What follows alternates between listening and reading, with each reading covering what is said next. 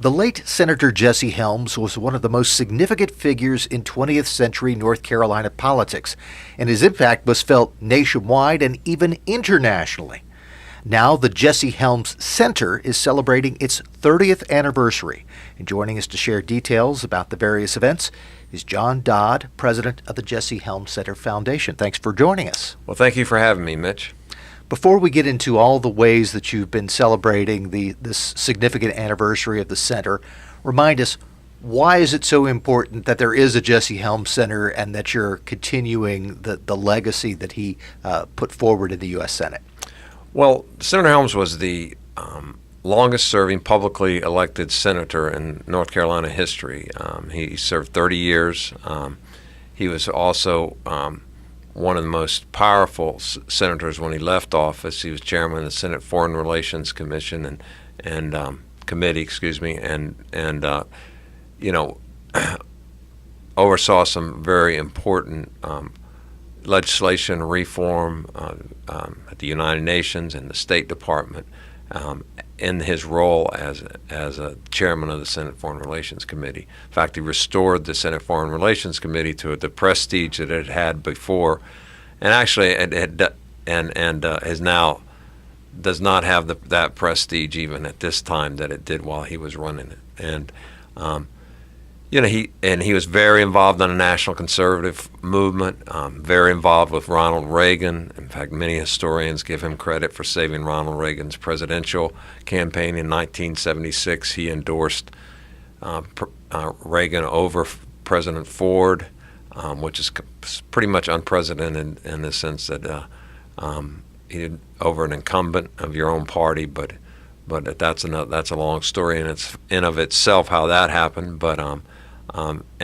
that by him doing that, he helped President Reagan win his first primary in '76 in North Carolina, and helped save his presidential campaign so that he went on to win several others and actually have a contested convention. Ford won the nomination, but however, Reagan came out of the convention as the alternate should Ford lose in '76, which he did, and then so he was the favorite going into '80, and the rest is history.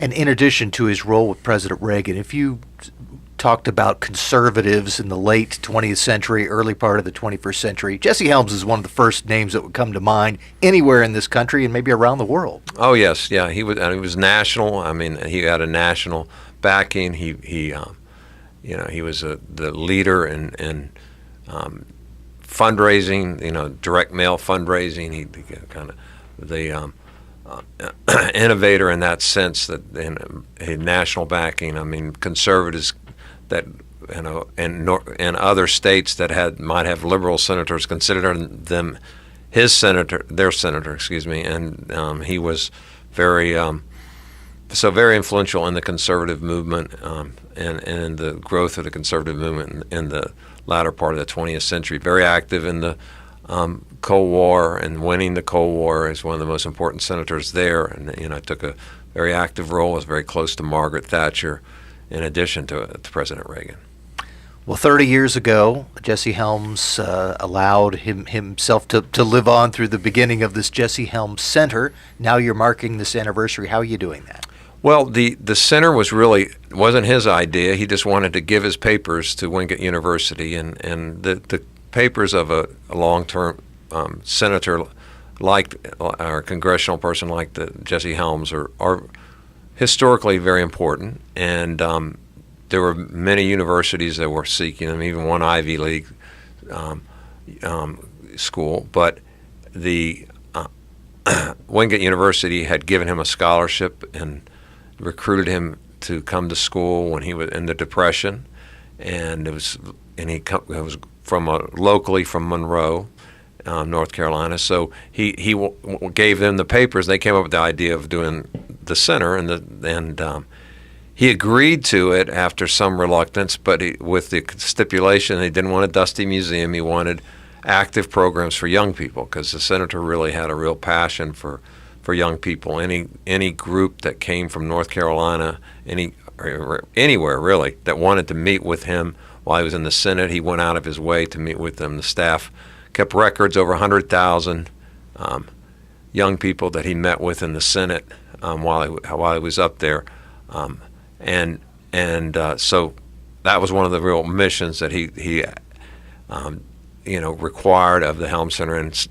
in that 30 years, we've started various programs focused on training young people in free enterprise and leadership and personal responsibility. We have summer programs on 5 different college campuses, and called the Free Enterprise Leadership Challenge. And so we've had over 9,000 young people through that program, and we've started an online program in just the last 2.5 years, and we've had over 11,000 students involved in that program from around the world. So it's and that's Free Enterprise Now.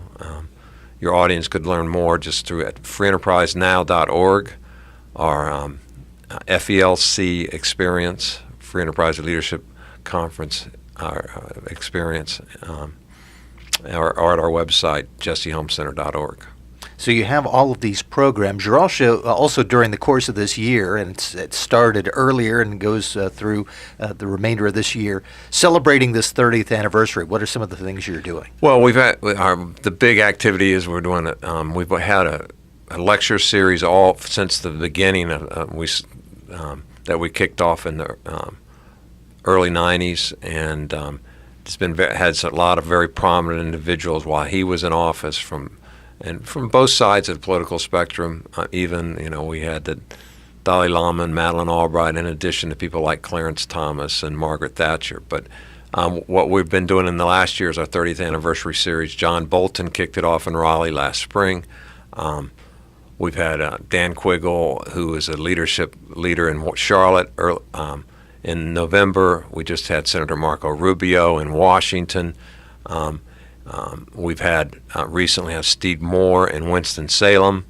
And then on May 11th, we will be doing a series in foreign policy and trade and energy here in Raleigh at the Raleigh Crabtree Valley Marriott. And that will begin. We'll have Senator Burr and Senator Tillis, Congressman Rouser from North Carolina, Mark Thiessen, who is Senator Helms, actually worked for Senator Helms when he was at the Foreign Relations Committee, and he became the chief speechwriter for President George W. Bush, will be delivering the lecture that evening.